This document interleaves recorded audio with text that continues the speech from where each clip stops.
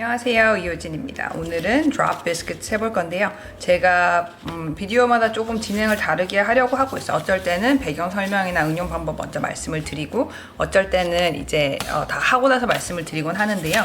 오늘은 먼저 설명을 드리겠습니다.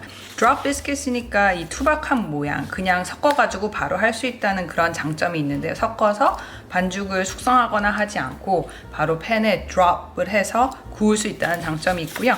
여기에 이런 제가 미국에서 찍은 사진들을 했는데 이따가 또 말씀을 드리겠지만 응용하실 수 있는 방법이 많아요. 응용할 수 있는 방법이 마지막에 이런 슈레드형 치즈 같은 거를 조금 섞어가지고 훨씬 더 풍미를 더 준다든지, 그레이비 같은 경우에도 미국에서는 이렇게 아예 만들어진 게 팔거든요. 파는데 이게 이렇게 흐물흐물하게 돼 있어가지고 그냥 저기 데우면 돼요. 하지만 한국에는 이렇게 판매를 하고 있지 않을 수도 있으니까 여기에 만드는 방법을 알려드렸고요.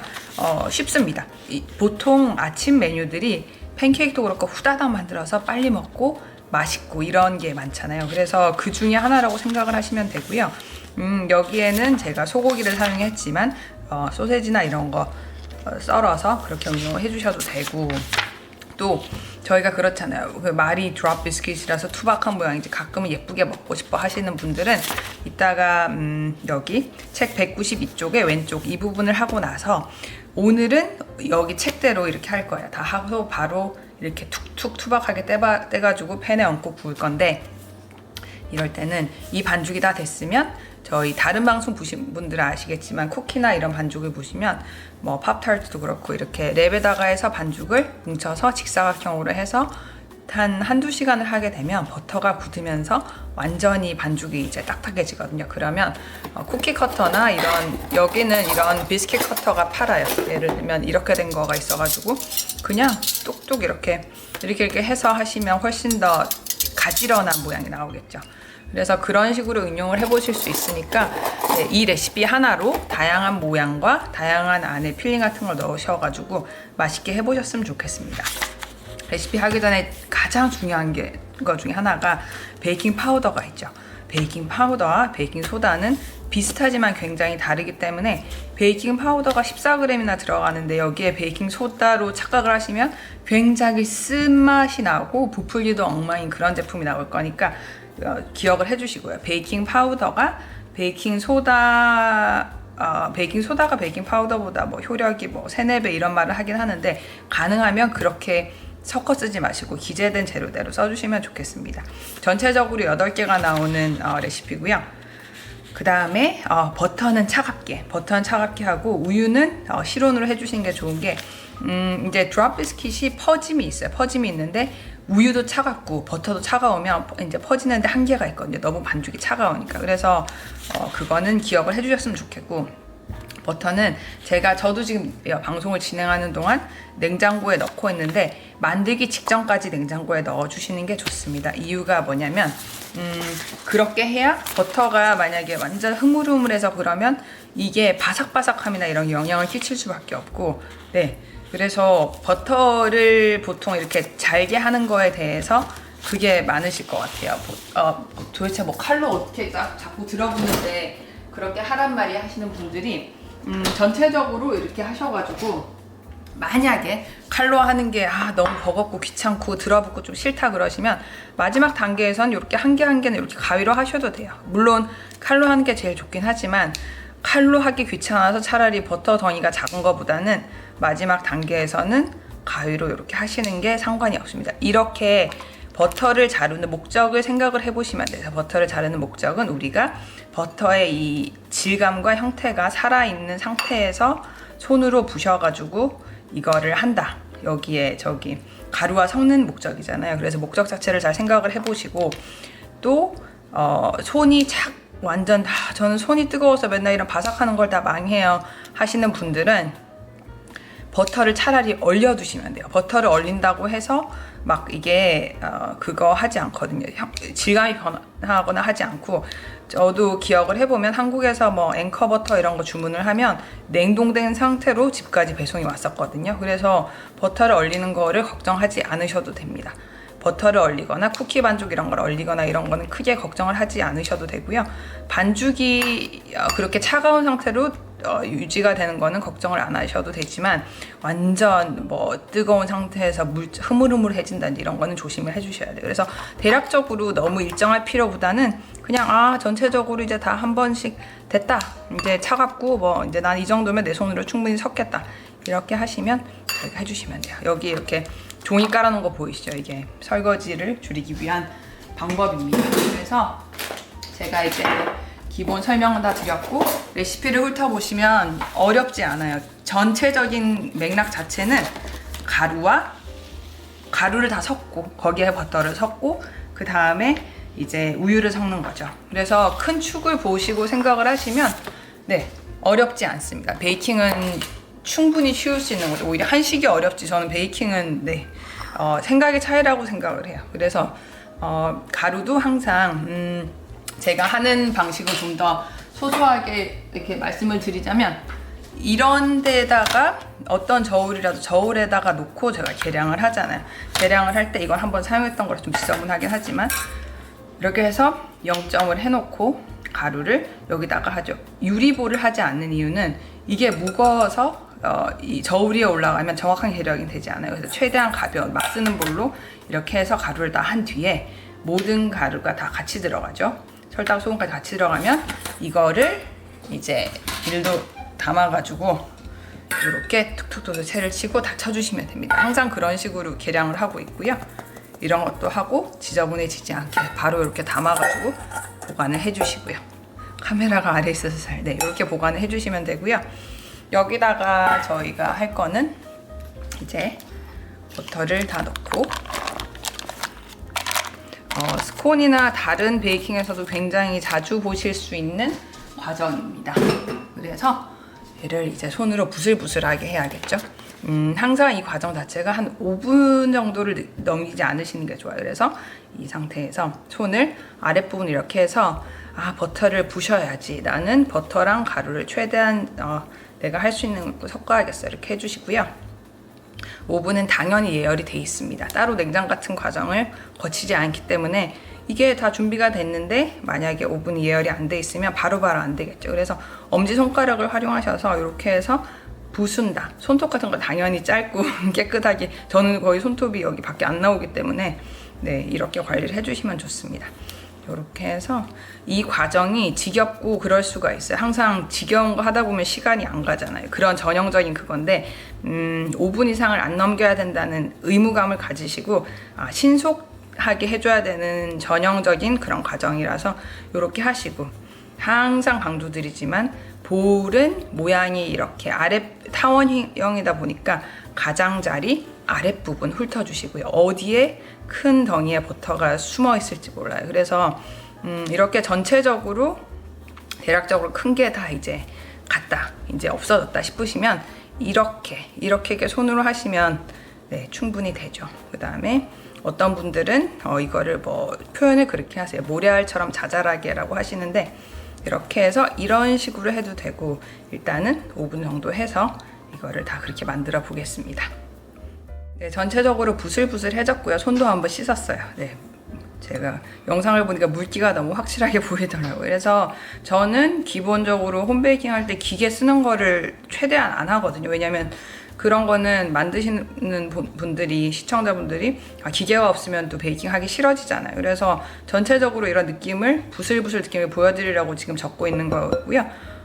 그 다음에 항상 볼 아래쪽까지 한번 봐주시고, 기계는 쓰는 건 싫어하지만 이런 거를 쓰시는 분들을 봤어요. 스콘 같은 거 하실 때 이렇게 누르면 이렇게 나오고 이렇게 사이사이로 잘라주는 역할을 하거든요. 혹시 이런 거를 보시게 되면 이거는 하나 구입을 해주실만 합니다. 그래서 이런 거 하시더라도 만약에 사용하실 거면 위에만 이렇게 대충대충 하지 마시고 아랫부분까지 긁으면서 하고, 이런 거를 잊어버리지 마시고요. 이렇게 해서 이제 하도록 하겠습니다.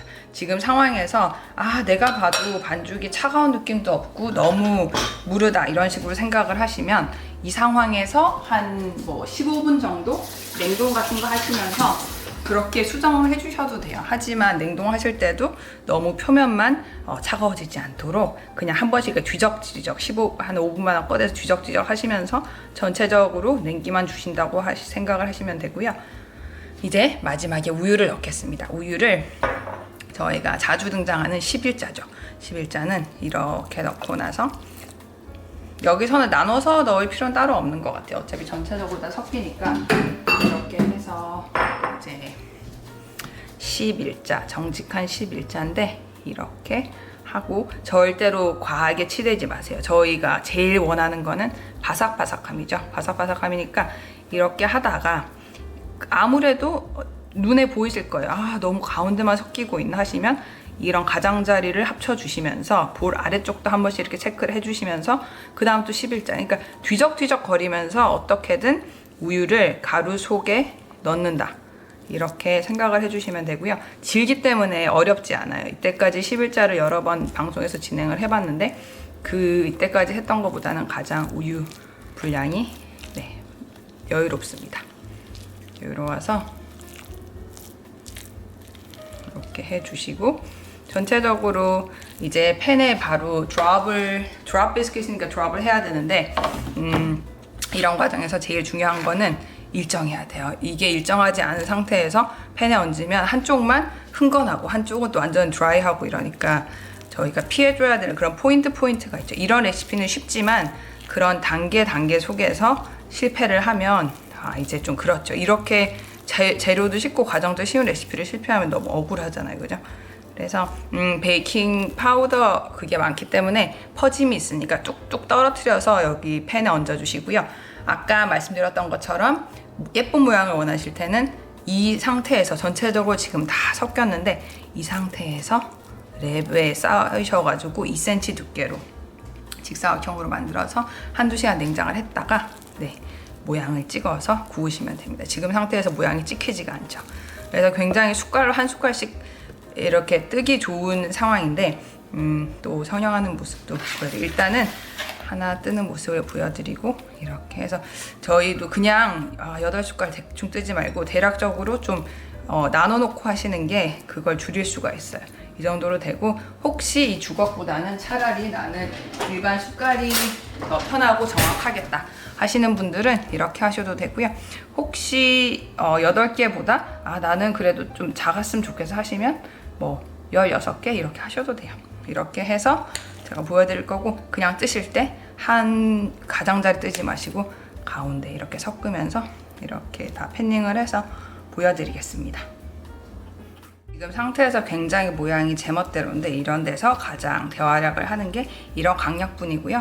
영상마다 말씀드리지만 이런 통에 하셔서 보관을 해두시면 좋습니다. 그래서 지금 상황에서 그나마 최대한 모양을 일정하게 만드는 게 좋으니까 손에 이걸 찍으셔가지고 덧가루는 절대 과하게 사용하시는 게 아니니까 대략적으로 이렇게 모양을 좀 뭉쳐주신 뒤에 해주시면 되고요.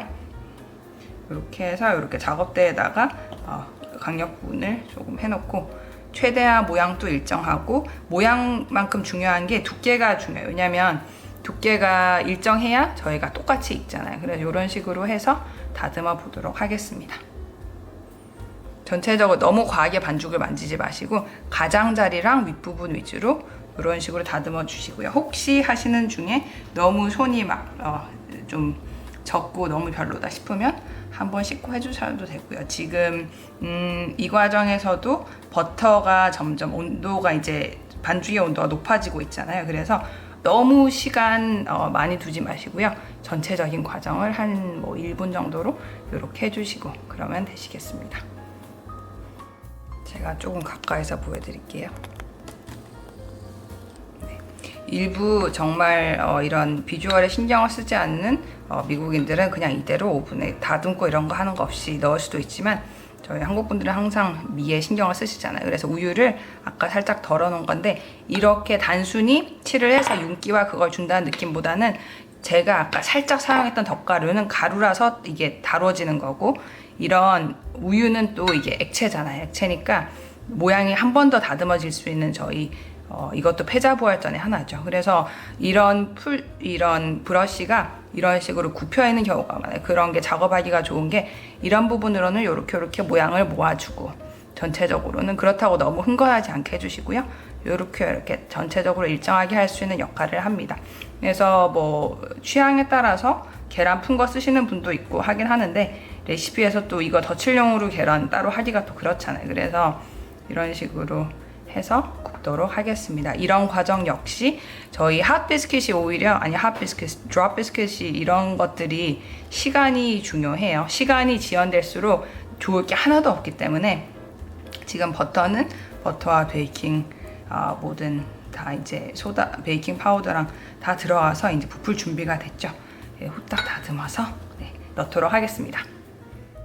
네, 완성품이 구워져서 나왔고요. 사진처럼 포인트는 이런 노릿노릿한 겉면, 그 다음에 바싹 구워지시는 거. 항상 뒷면을 보시면 상태를 아실 수가 있어요. 이런 거는 너무 반죽을 두껍게 해놓으시면 속까지 다 안 익을 수가 있기 때문에, 특히 가운데 부분이 안 익을 수가 있어서 어느 정도 그냥 한 입으로 먹기 쉬운 상황으로 해주신다고 생각을 해주시면 되고요. 그 다음에 추가적으로 말씀드릴 게 생각이 났는데, 마지막에 넣는 부가재료로 아까 슈레드형 치즈를 보여드렸어요. 하지만 부가재료에도 사람들 취향도 다 다르고 여러 그게 있죠. 세 가지로 크게 나눠서 말씀드릴게요. 슈레드형 치즈 같은 경우에는 저희가 아무 밑준비를 할 필요가 없어요. 그냥 여기서 액체와 가루가 섞인 뒤에 그냥 넣어주시면 되고, 볼에다가 넣고 후딱 한번 그냥 대략 섞어서 팬에 팬닝을 해주시면 되고요. 두 번째, 견과류가 있잖아요. 견과류 같은 경우에는 호두나 여러 가지 뭐 아몬드 슬라이스 이런 게 있으면 한번 기름을 두르지 않은 팬에서 한번 볶고 완전 식힌 후에 부재료로 넣어주셔야 본연의 풍미가 있습니다. 그 다음에 세 번째, 건과일. 건과일 같은 경우에는 럼주나 레드와인 같은데 최소 2시간 이상 재워두셨다가 물기를 꼭 짜고 부재료로 넣어주셔야 이 반죽 자체의 그 습기를 건과일이 훔쳐가질 않아요. 그래서 그렇게 세 종류로 치즈류 아니면 뭐 그런 건과일 아니면 그거죠. 견과류 아니면 혹시 초콜릿 칩을 좋아하시면 사용해 주셔도 되는 게, 이게 저희가 비스킷 앤 그레이비라고 이렇게 즐기실 때는 짭조름하게 먹지만 반죽 자체를 드셔보시면 알겠지만 크게 짜지 않거든요. 그래서 초콜릿 칩 같은 것도 추천을 드리고요. 굳이 부가재료를 넣어주신다면. 그리고 사진에 대해서 설명을 해드리면, 여기는 사실 한국식으로 조금 이거를 이렇게 빡빡하게 이렇게 했는데, 아까 그레이비 파는 거 보여드렸잖아요. 그거는 훨씬 더 정말 막 국물 같은 그런 느낌이거든요. 그래서 이런 바삭한 빵에다가 완전 흥건하게 막 끼얹어서 먹고 그런 거를 여기서 자주 봤었기 때문에 그건 저희 정서랑은 조금 차이가 있죠. 그래서 이런 느낌으로 소개를 드렸습니다. 그러면 오늘 여기까지 하고요. 다음에는 완전 다른 레시피로 소개를 드리도록 할게요. 맛있게 쉽게 만들어 주셨으면 좋겠습니다. That's everything for today. Thanks for watching and hope you join the next video as well. Have a great day. Happy baking. Bye bye.